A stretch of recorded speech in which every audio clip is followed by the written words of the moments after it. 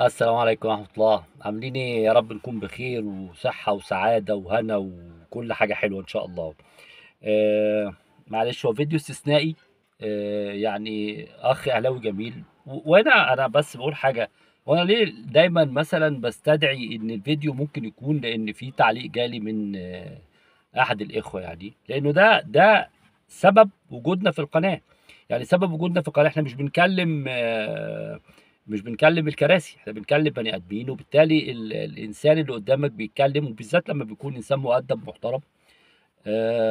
فبيطلب منك توضيح، انت زعلان ليه؟ طب انت ليه متضايق؟ طب انت ليه حاطط كابتن محمود الخطيب في دماغك؟ طب انت ليه حاطط الاهلي في دماغك؟ طب انت ليه حاطط سيد عبد الحفيظ في دماغك؟ الحقيقه انا مش حاطط حد في دماغي.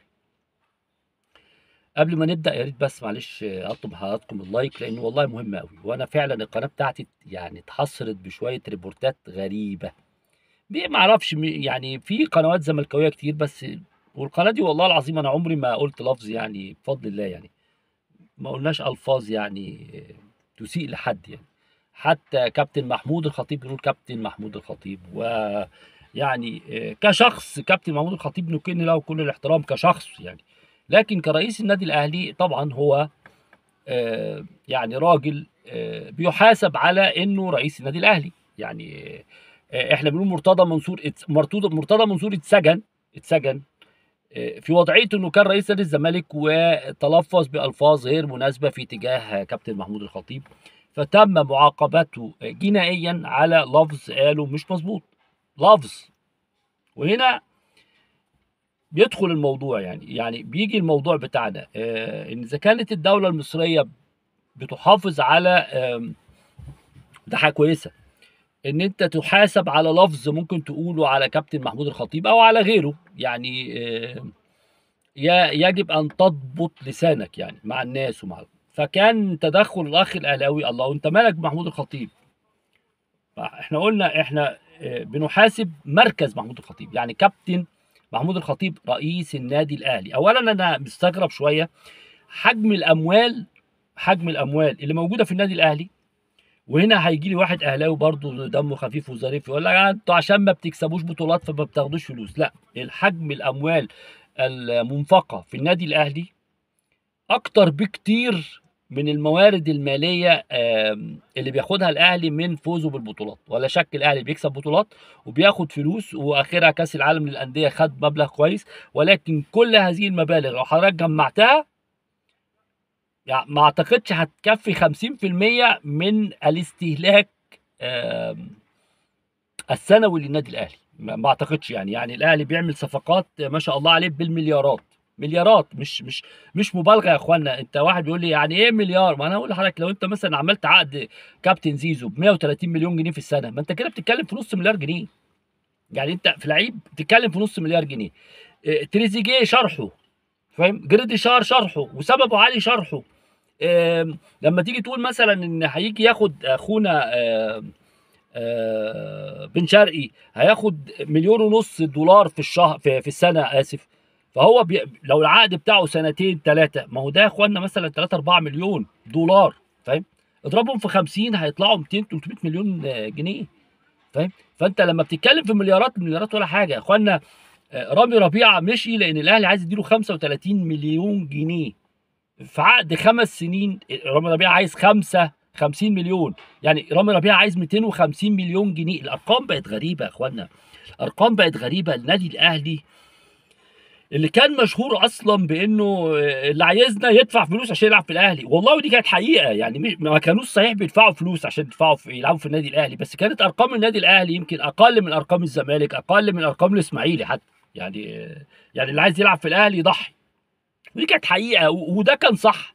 لكن فوجئنا ان النادي الاهلي بيرفع ارقام اللاعبين بشكل مهول. النادي الاسماعيلي خلاص ما بقاش نادي كوره، الاتحاد خلاص انتهى، المحله سيبك من الصحوه اللي هم فيها دي، اخرهم يقعدوا يتعادلوا مع يعني السويس ما بقاش موجود، الاولمبي راح، الكروم انتهى. يعني فرق زمان اللي احنا كنا دايما بنتفرج عليها، الفرق الجماهيريه، خلاص. ليه؟ لان هذه الفرق ما بقتش ينفع انها تنافس في الدوري اللي احنا فيه ده، في دوري، في دوله انا اسف يعني. يعني خد بالك النادي الاهلي في النهايه كابتن محمود الخطيب هو رئيس نادي وطني. يعني ايه رئيس نادي وطني؟ يعني قطاع عام. يعني قطاع عام. يعني في القطاع العام بيسالوك على انت لابس ايه، لابس شبشب نوعه ايه. فليه الدوله سايبه كابتن محمود الخطيب يعمل اللي هو بيعمله ده؟ انا مش عارف الحقيقه، انا مش عارف. وهنا في واحد برضو اهلاوي يقول لي طب والزمالك؟ الزمالك نفس الشيء. انا اتكلمت عن احمد سليمان وبقول لك الراجل ده بيعمل حاجات غريبه في الزمالك، ما نفس الشيء. هكون مبسوط لو الرقابه الاداريه راحت الاهلي والزمالك بس مع بعض، مع بعض، مع بعض. وتسال جبت مش لجنه كده ازاي؟ تسال جبت عمر فرج ده ليه؟ تسال لان ده اموال عامه في النهايه. في سفه في شراء اللعيبه. ازاي تدفع لزيزو مليون و 100 مليون و 130 مليون؟ ليه؟ هيعمل ايه ده يعني؟ ليه يعني؟ ده يعني هيعمل ايه؟ لعيب كوره مصري اخره هيعمل ايه؟ هياخد بطوله افريقيا. يعني اخره هياخد بطوله افريقيا. ف 130 مليون جنيه او نفس الشيء اللي لازم الزمالك، لو الزمالك اشترى لعيب ب 40 ولا 50 مليون هيعمل ايه عشان يلعب في الكونفدراليه؟ ما هو بالعقل يعني. وبعدين ما تجيش تقارن تقول لي اصل لعيبه في انجلترا، وانت مالك بانجلترا؟ ما انت مالك بانجلترا وامريكا واليونان انت مالك يا عم بالناس دي؟ الناس دي بتدفع باليورو، الناس دي بتدفع بال 10 مليون يورو. فال 10 مليون يورو تضربهم عندك في 60 فبيبقوا 600 مليون جنيه. انت مالك بالقصه دي؟ انت مالك اصلا بالقصه دي؟ فكون محمود الخطيب رئيس لنادي وطني، رئيس لنادي قطاع عام زي ما بيقولوا، فاهم؟ مؤسسه رياضيه مملوكه للحكومه، مش من حقه يعمل الحاجات دي. انا مستغرب ازاي الرقابه الاداريه ما بتبصش على الكلام ده. ازاي يجي واحد جراديشار يروح يشتري جراديشار، وسام ابو يروح يبيع وسام. يعني انا اقول لك حاجه، انت النهارده حتى لو عايز تبيع لازم ترجع للدوله. انت مين اصلا في النهايه؟ يعني النادي الاهلي بلعبته ملك للدوله، نادي الزمالك بلعبته ملك للدوله. ايه السفه المالي اللي الدوله سايباه؟ ليه سايباه كده؟ ليه؟ عشان ايه؟ مين محمود الخطيب ولا مين حسين لبيب ولا مين احمد سليمان؟ مين دول؟ مين دول اللي عندهم السطوه ان هم بيتحركوا في مليارات الجنيهات في دوله بجد يا اخوانا؟ اخواتنا انا لسه راجع من مصر يا اخواتنا. يعني انا اعرف ناس مهندسين بيكسبوا 3 4000 جنيه في الشهر و5000 جنيه مهندس ودكاتره. يعني الدنيا مش مظبوطه. فلما يسمعوا الكلام ده ان امام عاشور زعلان انه بياخد 40 مليون وعايز 100 مليون، طب هيعملوا ايه؟ طب الناس دي احساسها الداخلي ايه؟ طب فين عنايه الدوله لمشاعر المواطنين؟ يعني انا بتكلم والله العظيم بمنتهى الاريحيه.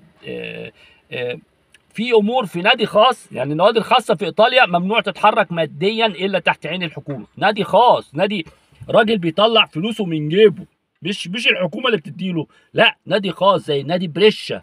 نادي بريشا يا اخوانا اللي ما يعرفوش كان بيلعب فيه روبرتو باجيو، يعني نادي اسطوري، نادي تاريخي. روبرتو باجيو يا اخوانا هو يعني عشان برضه الاهلاويه ريحهم، هو محمود الخطيب الكره في ايطاليا.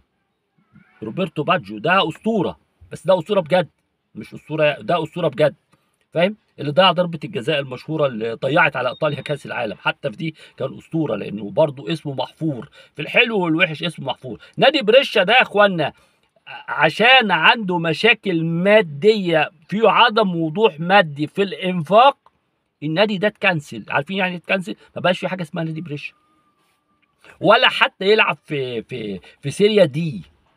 ما ليه؟ هذا النادي تم كنسلته، مسحه. ليه؟ عدم وضوح مادي، يعني غسيل اموال، يعني باختصار شديد. يعني احنا عندنا في مصر لا، الدنيا فيها اريحيه غريبه جدا. كابتن محمود الخطيب يشتري لعيب واللعيب ما يلعبش ويمشي، اللعيب ما يلعبش ويمشي. اليو ديانج ده ما تعال عايزين يجددوا التعاقد بتاعه شويه ويقول له امشي، امشي خلاص متشكين مش عايزين حاجه. يعني برونو سافيو جه، شفتوا انتوا برونو سافيو اللعيب اللي اسمه ميكسوس ده؟ ما لعبش ماتشين، فاهم؟ وكلها ملايين ملايين ملايين ملايين ملايين.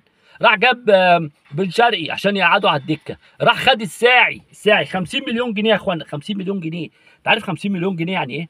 50 مليون جنيه انت لو جبت شباب مصري، شاب مصري واديته 100,000 جنيه هتغير حياته. 50 مليون جنيه جاب بيهم الساعي رماه السيراميكا. راح جاب القندوسي بمليون دولار. ليه؟ اصل الزمالك عايزه. طب ايه كويس. فين الحكومه يا اخوانا؟ فين الرقابه الاداريه؟ فين الناس اللي مش شايفه الكلام ده وساكته؟ يجيب القندوسي يحطه في سيراميكا وبعدين يمشي خلاص. ايه ده؟ ايه ده يا اخوانا؟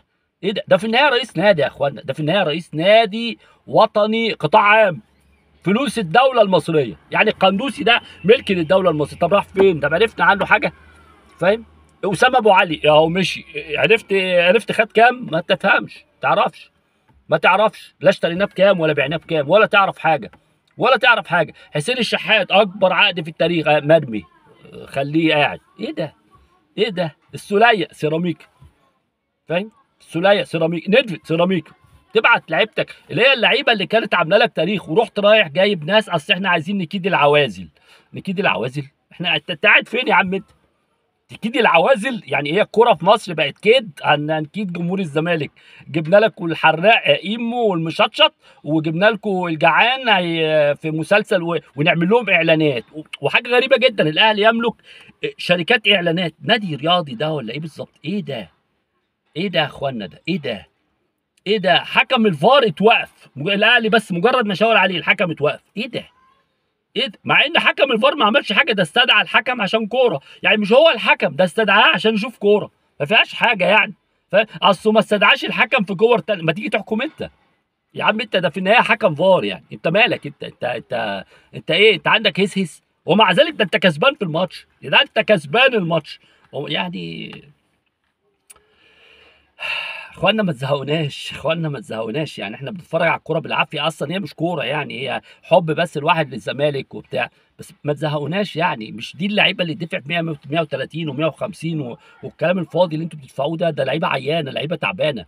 يعني انت مثلا تخيل ان واحد زي الجعان ده هياخد مثلا، لو انت حسبتهم وما جالوش اصابات، يعني لو الاهلي عنده 50 ماتش في السنه، 50 ماتش في السنه، 50 ماتش في السنه، اقسم 130 على 50 ماتش، الراجل هياخد له 2 مليون ونص في الماتش.